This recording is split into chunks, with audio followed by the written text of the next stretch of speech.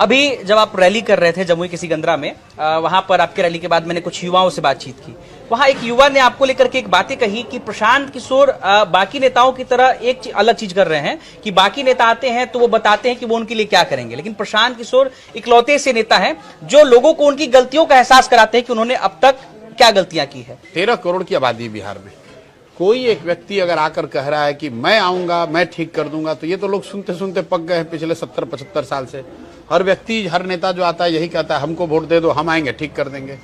हमें आपको कहीं ना कहीं ये स्वीकार करना होगा कि 13 करोड़ की इस आबादी वाले राज्य में कोई एक व्यक्ति, कोई एक दल इसको नहीं सुधार सकता है। जब तक लोग खुद नहीं सुधरेंगे, लोग अपने बच्चों के लिए खुद उनका जीवन सुधारने के लिए प्रयास नहीं करेंगे, उनके पढ़ाई और रोजगार के लिए वोट नहीं देंगे, तब तक सुधार नहीं हो सकता। कैसे सुधार होगा? अगर आप बालू माफिया को, शराब माफिया को वोट देकर राजा बनाइएगा तो स्वाभाविक है कि जो भ्रष्ट है, जो माफिया है, वो अगर कुर्सी पर बैठेगा तो आपके बच्चों की पढ़ाई की चिंता तो करेगा नहीं, वो तो बिहार में भ्रष्टाचार ही करेगा।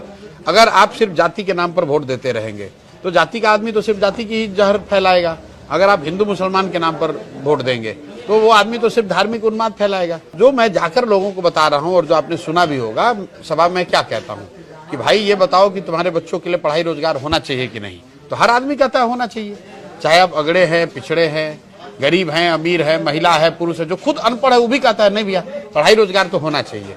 फिर जब हम लोग पूछते हैं कि अच्छा ये बताओ क्या तुमने अपने बच्चों के पढ़ाई रोजगार के लिए कभी वोट दिया, तो लोग झूठ नहीं बोलते, लोग कहते हैं ना अभी आज तक तो नहीं दिए हैं।